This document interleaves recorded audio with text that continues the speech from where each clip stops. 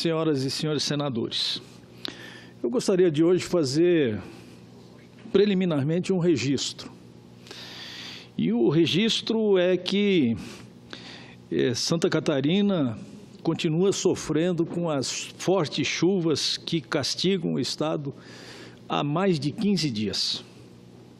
Subiu para 29.361 o número de catarinenses afetados pelas chuvas. O estado de Santa Catarina contabiliza 91 municípios atingidos, com 8.800 residências impactadas. No total, são 21.631 pessoas desalojadas em casas de parentes e amigos e 2.667 em abrigos. As regiões mais afetadas estão no Alto Vale do Itajaí e na Serra Catarinense.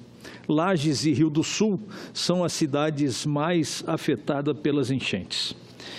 Os números da situação da chuva em Santa Catarina são os seguintes: 91 municípios atingidos com ocorrências, 8.600 residências afetadas, 2.600 pessoas desabrigadas, 21.600 pessoas desalojadas e 29.000 pessoas, de certa forma, afetadas diretamente. Rio do Sul é a cidade com mais ocorrências. Já estamos com 22 abrigos e com mais de 1.000 pessoas desalojadas. Lages vem em seguida com 6 abrigos e com 406 pessoas desalojadas.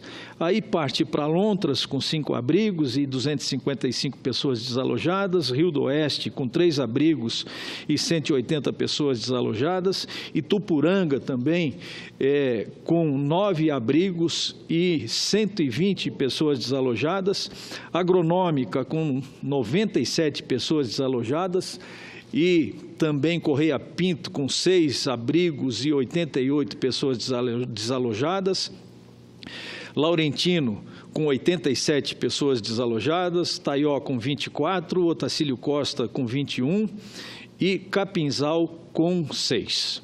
Bem, essa é a notícia, esse é um relato da triste senadora Armando Monteiro, que recorrentemente acontece em Santa Catarina. Santa Catarina tem sido uma rota de grandes catástrofes ambientais que se caracterizam por tufões, ventanias, enchentes, e que, lamentavelmente, se sucede ano após ano.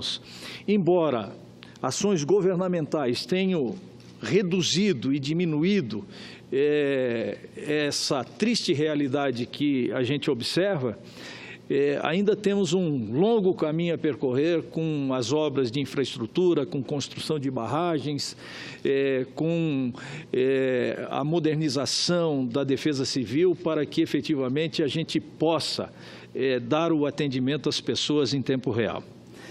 Feito esse relato, eu quero anunciar à população de Santa Catarina, e principalmente os municípios atingidos, e mais especificamente os 2 municípios mais atingidos, que são Lages e Rio do Sul, que o ministro Helder Barbalho, da Integração Nacional, ia estar em Santa Catarina amanhã, na sexta-feira, porém, outros compromissos fizeram com que essa visita do ministro fosse transferida para segunda-feira. Então, segunda-feira nós estaremos em Lages, vou acompanhar o ministro, quero convidar toda a nossa bancada federal de senadores e de deputados federais e também as nossas representações políticas e empresariais de Santa Catarina e sociais, para que a gente possa acompanhar a visita do ministro, verificarmos em loco a situação e, evidentemente, como representante do Estado, buscar junto ao ministro os recursos os mínimos recursos necessários para reestabelecer a normalidade dessas cidades que foram duramente atingidas pelas chuvas dos últimos 15 dias, que chove torrencialmente. É até impressionante, senador Regufe, você sai de Florianópolis com a chuva torrencial, você chega em Brasília, o céu sem nenhuma nuvem, assim, é um negócio impressionante as diferenças climáticas regionais que a gente pode observar. E, lamentavelmente, eu sou obrigado a trazer essa triste notícia, mas é real e que nós precisamos atuar em cima dela. Outro assunto que me traz à tribuna nesta quinta-feira diz respeito a uma questão conjuntural, que tanto nós temos debatidos aqui, senador Jorge Viana, que são a necessidade de reformas estruturais. E hoje, inclusive, eu faço parte da CPI da Previdência Social como suplente, e tive a oportunidade lá de ouvir alguns representantes de alguns frigoríficos. E cheguei a uma conclusão simples, elementar e objetiva, de que eu, sinceramente, não sei qual é a reforma mais importante, senador Armando Monteiro, que nós precisamos fazer. Sobre o que nós ouvimos lá, eu penso que a reforma tributária é a reforma mais importante que nós estamos para fazer. Porque existe um vácuo de recursos sendo discutidos que, se eles tivessem uma situação de desburocratização, de segurança jurídica, de eficiência do Estado brasileiro, certamente nós resolveríamos no curto prazo essa situação de insolvência que vive o Brasil e vive o Estado brasileiro. E eu perguntei o seguinte, mas afinal de contas, cadê o dinheiro? Porque a Previdência Social alega e registra e divulga que as empresas devem para a Previdência Social. As empresas alegam que têm créditos tributários da União e que, legítima e justamente, estão aguardando a compensação. Logo, aonde está o dinheiro? Então, o dinheiro está na burocracia do governo federal, ou está na Receita Federal, mas o fato é que o dinheiro não chega aos cofres da União exatamente por questões conjunturais que precisam ser vistas com outros olhos pelo governo federal. Nós precisamos aprimorar os nossos métodos, adquirir novos equipamentos se for preciso, com o avanço da tecnologia que nós temos hoje, para que essa briga, essa disputa frenética entre aqueles que precisam recolher os seus impostos e a União que precisa dos impostos, efetivamente receba os recursos em tempo real. Eu até penso que a Previdência Social, que está dentro da Seguridade Social, que, na minha opinião, é uma questão muito importante para o Brasil, sobretudo para os menos favorecidos, porque 70% das aposentadorias no Brasil recebe apenas um salário mínimo. Então, nós estamos tratando da previdência privada de pessoas carentes, de pessoas que ganham no máximo o teto que seria de 4 mil ou de 5 mil, nós nem sabemos exatamente quanto é o valor da aposentadoria dessas pessoas. Mas a verdadeira mudança que nós precisamos fazer nesse país não é só a mudança da legislação, das reformas, dos conceitos, mas é a verdadeira mudança das nossas consciências.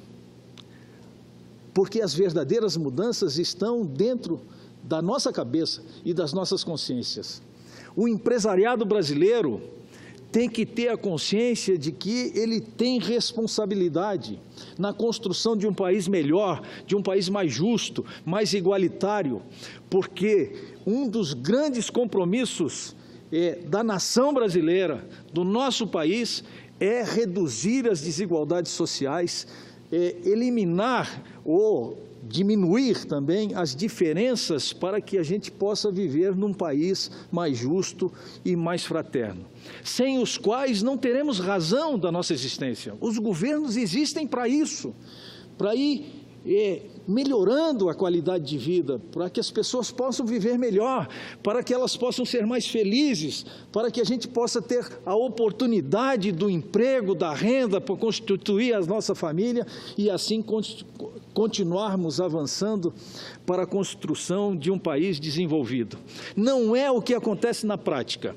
Com essa, eu já concedo uma parte para Vossa Excelência, senador Regufe, com essa situação que nós estamos vivendo no Brasil de hoje, ela é muito peculiar, porque a burocracia, o emaranhado de legislação que se contrapõe uma com as outras, permitem, sobretudo, aos grandes conglomerados empresariais desse Brasil, discutir sistematicamente os seus impostos com o governo federal, seja por compensação, ou seja por fato gerador, ou seja por bitributação, e assim segue, como aconteceu recentemente com a questão do Fundo Rural, que é uma questão que o próprio Supremo Tribunal Federal já tinha meio que declarado a inconstitucionalidade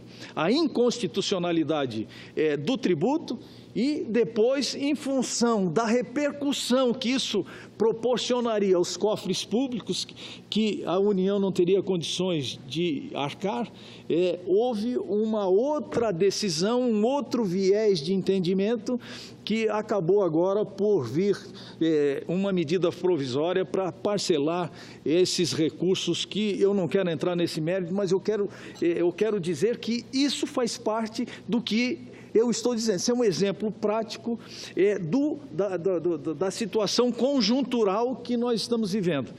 E aí, mas essa questão não é só com o governo federal, é que os grandes empresários desse país, eu sou da iniciativa privada também, mas eu, além de ser da iniciativa privada, tive a felicidade de entender também o setor público, como prefeito que fui e hoje sou senador da República. Então, eu tenho na minha consciência, bem equilibradamente, a função do setor público e a função do setor privado. E o empresariado brasileiro, ele não pode se distanciar desses princípios elementares e sociais que são justos e são legítimos. E não há dúvida hoje nenhuma de que hoje as nossas empresas ou os grandes conglomerados empresariais, eles têm um departamento jurídico maior do que um departamento contábil, ou maior do que um departamento administrativo, para exatamente em função das brechas, das dificuldades e da burocracia, encontrar caminhos para ir compensando aquilo que efetivamente precisaria ser recolhido aos cofres da União. Eu ainda quero crer que eu estarei vivo ainda para ver esse Brasil com as reformas estruturais de base. Outro dia eu estava brincando, e até como nós estamos aqui numa quinta-feira, cujo debate é a essência do nosso parlamento, quem sabe a gente não elimina todas essas leis que nós temos hoje e instituímos os 10 mandamentos, que aí, quem sabe, fica mais fácil de nós interpretarmos e vamos arrecadar muito mais, porque as expectativas que nós temos hoje, as informações que nos chegam, nos dão conta de que, para cada R$1 arrecadado, existe uma expectativa de que existe R$1 sonegado no Brasil.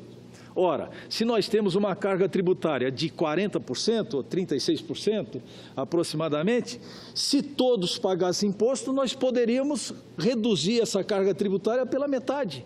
E ainda assim, eliminaríamos os custos da cobrança desses tributos, que imagine o custo de uma Receita Federal, dos auditores fiscais, dos fiscais da Prefeitura, dos fiscais do governo do Estado e etc. Imagina o custo e a insegurança jurídica que isso proporciona e a incerteza que proporciona também ao empresariado, que muitas vezes são fiscalizados de maneira injusta, inadequada, agressiva e que chegam à conclusão de que sem empresário nesse país, por outro viés que eu defendo, é um ato, sobretudo, de coragem, porque, na verdade, não se tem a segurança jurídica para que, efetivamente, eles possam ser valorizados, sobretudo, quem trabalha e quem produz. E o senador Armando Monteiro, numa parte que fez com o Lindenberg, mencionou bem essa questão da empresa, do emprego, do empresário, que precisa ser efetivamente valorizado nesse país. E eu acrescento que emprego não dá em árvore. Emprego vem das empresas. E por trás das empresas tem um grupo de pessoas, homens, seres humanos, que são empreendedores e que são os heróis nesse país que continuam vivos e sobrevivendo à maior crise que nós já enfrentamos no nosso país. Eu concedo, senador Armando Monteiro, uma parte com muito prazer ao senador Regufe, que me pediu anteriormente, e depois, com muito prazer, concedo uma parte a Vossa Excelência. Senador Dário, quero parabenizar Vossa Excelência pelo pronunciamento e dizer algumas coisas aqui. Primeiro, no que condiz a essa última parte que Vossa Excelência falou, eu penso que esse país só vai se desenvolver quando incentivar as pessoas a empreender. Precisa incentivar as pessoas a empreender. E como é que incentiva?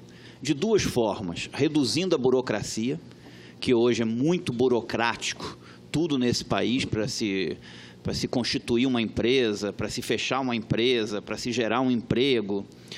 Ou seja, tudo incentiva a informalidade. E segundo, reduzir a carga tributária. O Brasil tem a maior carga tributária dos BRICS, maior que a da Rússia, maior que a da Índia, maior que a da China, maior que a da África do Sul. Eu não posso acreditar que todos esses países consigam dar conta das suas responsabilidades com uma carga tributária inferior à brasileira e o Brasil não consiga com uma carga tributária desse tamanho. Então, eu acho que esses são os dois pontos: desburocratizar e reduzir a carga tributária, que isso incentiva as pessoas a empreender, a gerar emprego, a gerar renda. Agora, eu queria voltar num ponto que Vossa Excelência colocou anteriormente, que é sobre o gasto do Estado, onde está o dinheiro do contribuinte. Vossa Excelência é autor de um projeto que eu já apoiei aqui nesse microfone algumas vezes, e considero um projeto de suma importância, que devia ser tratado por essa Casa com a celeridade e com a atenção que esse tema precisa e merece, que é o de impor um teto aos salários das estatais também. Do mesmo jeito que tem um teto no serviço público, precisa também ter um teto nas estatais. O que acontece hoje? Acontece que o governo chega e fala: quer arrumar emprego para alguém ganhando mais, coloca a pessoa lá na estatal. Aí a pessoa vai na estatal ganhando R$100 mil, R$150 mil. Isso, e o pior, isso reverbera nos estados. Nos estados, nas empresas estatais dos estados, começa isso também. Então, coloca lá, já não basta esses conselhos, a pessoa participar de uma reunião de um conselho, uma vez por mês, ganhar um jeton absurdo, entendeu? Já não deveria ter isso. Já é errado na minha concepção, porque é um dinheiro do contribuinte sendo gasto que não deveria estar sendo gasto. As pessoas falam assim: mas vai diminuir salário, vai impor um teto, porque tem alguém que está pagando isso, é o contribuinte, é esse alguém que eu defendo. É muito fácil, aumentar salário, aumenta, entendeu? Agora, nas estatais, tem salários ultramilionários nas estatais, tem muita gente ganhando acima do teto do serviço público, e também deveria ter nas estatais a imposição desse teto, do teto do serviço público, também valer para as estatais, de acordo com o projeto protocolado por Vossa Excelência, que eu defendo. Isso é uma defesa do contribuinte, Não é maldade com ninguém, não é querer reduzir salário de ninguém. Entendeu? Eu não quero que aquela pessoa que ganha 100 mil, não quero que ela passe a ganhar 30 por maldade com ela. Não, é um respeito ao contribuinte, a quem paga isso. E é esse que precisa ser respeitado, é esse que o meu mandato aqui nessa casa representa. Então, eu acho que nós tínhamos que fazer uma luta aqui para colocar esse projeto de Vossa Excelência em votação, que ele fosse votado, porque é um projeto importante para a sociedade, é importante para o contribuinte, porque aí vai sobrar mais dinheiro para investir em saúde, em educação, em segurança.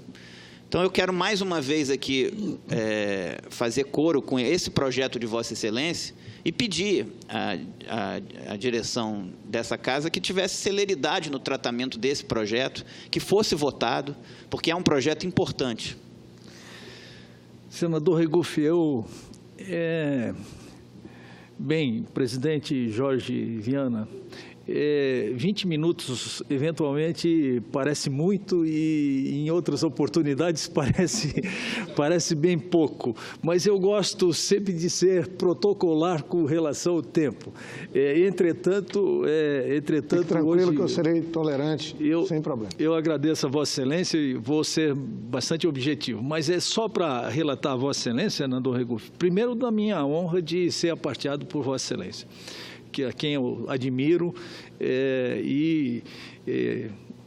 conheci nesses poucos meses, anos que nós estamos aqui no Congresso Nacional e posso compartilhar dos seus sonhos, dos seus ideais, que são muito semelhantes com os nossos, de construir um país melhor para nós, para as nossas comunidades, que sejam mais justos e mais igualitários. Entretanto, com relação à minha proposta que eu apresentei, finalmente ela foi distribuída. O senador Assir Gurgaz é o relator da matéria.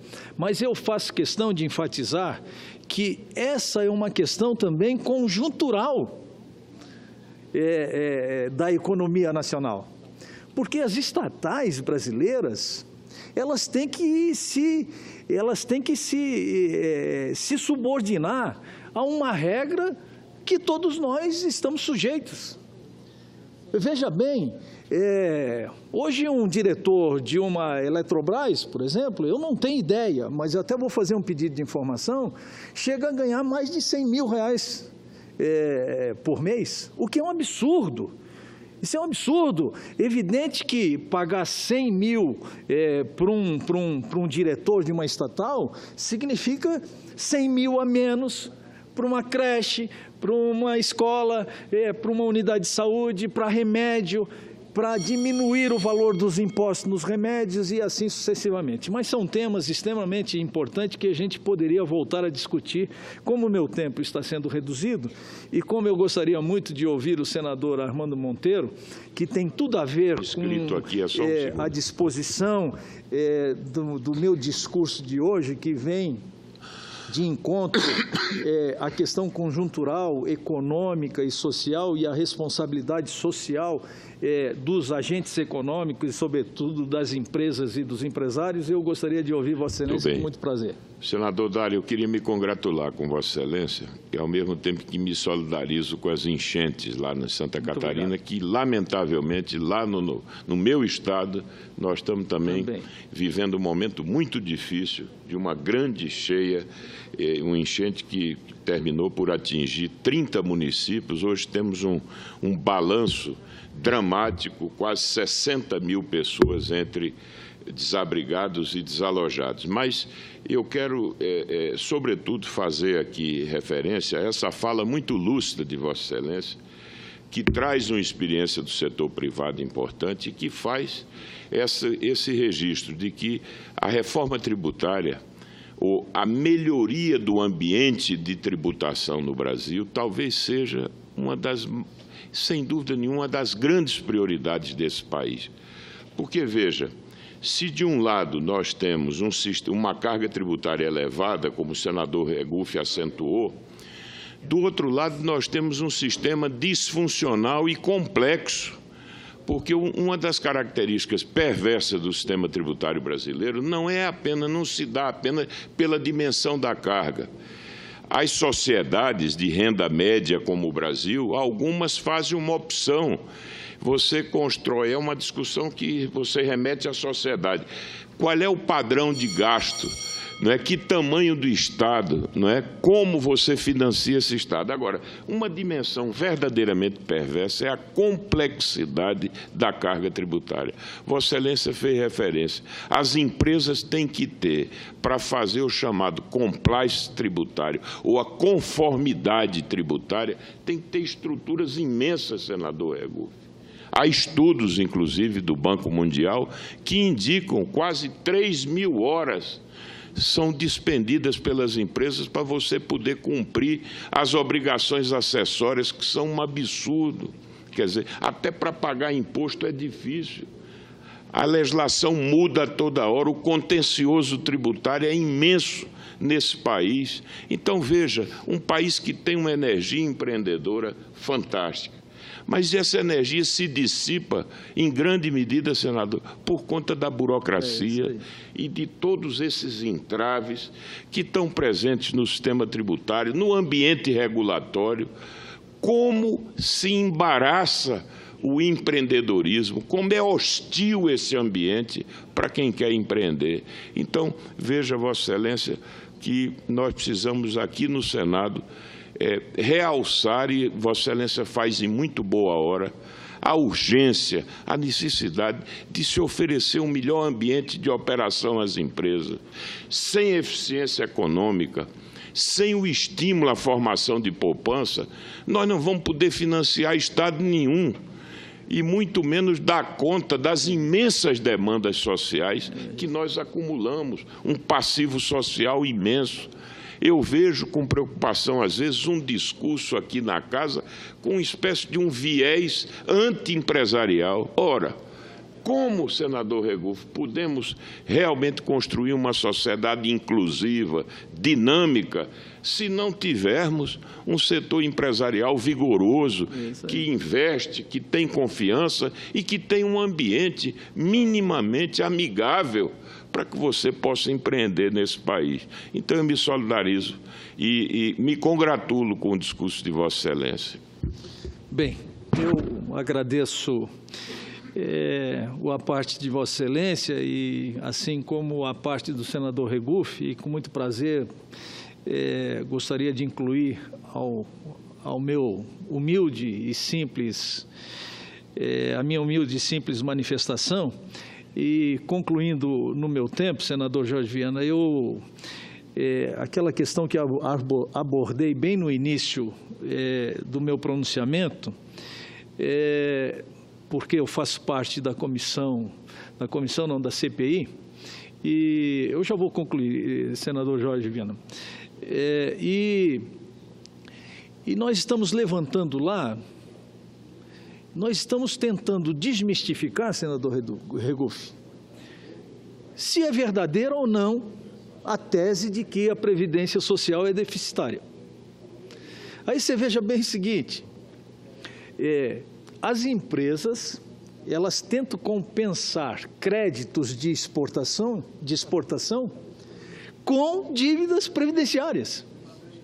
Você está me entendendo? Eu quero só concluir dizendo o seguinte, quem sabe, eu até já mandei estudar, mas isso deve ser um trabalho da CPI, de propor uma medida que não se possa compensar créditos tributários deixando de arrecadar recursos para a Previdência Social. Aí a Previdência Social vai ser deficitária mesmo. Aí alega, não, mas depois que paga, esse dinheiro vai para a Previdência Social. O que, na verdade, mas vai quanto? E nós precisamos do recurso imediatamente. Então, acho que essa é uma conclusão que eu gostaria de fazer, que é um tema importante, porque eu, mais do que ninguém, quero ter a certeza de que a Previdência Social é uma previdência deficitária nos seus termos maiores, e não só na retórica e só na discussão que nós travamos aqui, que muitas vezes é, inclusive, ideológica. Muito obrigado, senhor presidente, e desculpa pelo avanço do tempo.